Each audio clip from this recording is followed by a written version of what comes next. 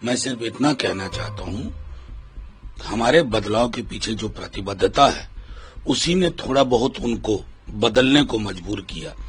माई बहन मान योजना होती ना होती तो आज कुछ भी ना हुआ। 20 बरस से आप थे, आपने कुछ नहीं किया।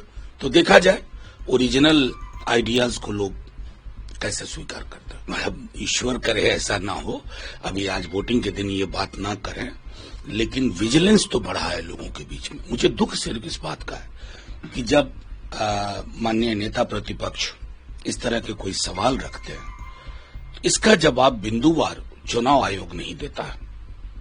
बीजेपी के मंत्री से लेकर के कार्यकर्ता उतर जाते हैं। सर, बिहार चुनाव को लेकर आज पहले चरण की वोटिंग की जा रही है, क्या कुछ लग रहा है आपको और कितनी फाइट रहने वाली है? देखिए, एक बात स्पष्ट है, आज 121 सीटों के लिए मतदान का कार्य हो रहा है।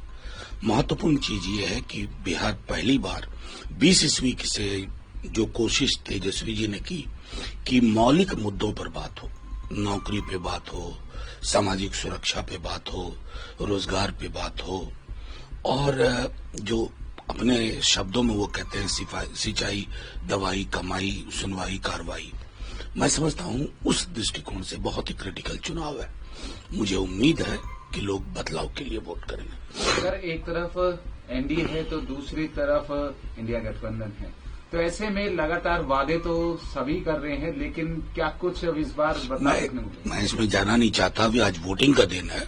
मैं सिर्फ इतना कहना चाहता हूं, हमारे बदलाव के पीछे जो प्रतिबद्धता है उसी ने थोड़ा बहुत उनको बदलने को मजबूर किया। माई बहन मान योजना होती ना होती तो आज कुछ भी ना हुआ। 20 बरस से आप थे, आपने कुछ नहीं किया।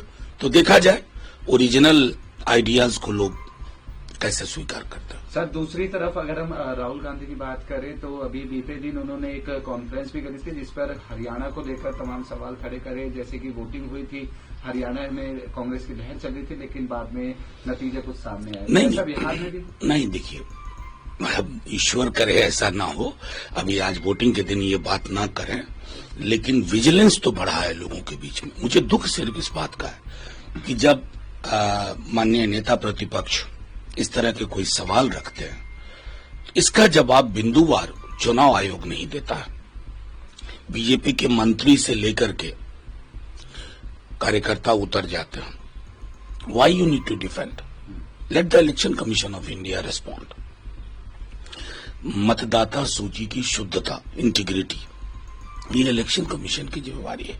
It can not be transferred to ordinary voters या पॉलिटिकल पार्टी।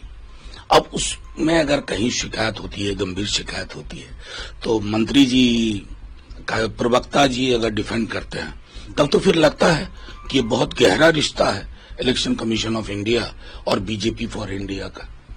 सर, जैसे कि देख कुछ कितना इफेक्ट डाल सकता है बिहार? मैं सीधी सी बात कह रहा हूं, सबसे बड़ा मुद्दा बिहार में रोजगार, नौकरी, रोजगार है, सामाजिक सुरक्षा है। वोट चोरी मुद्दा नहीं है, वो विजिलेंस की बात है।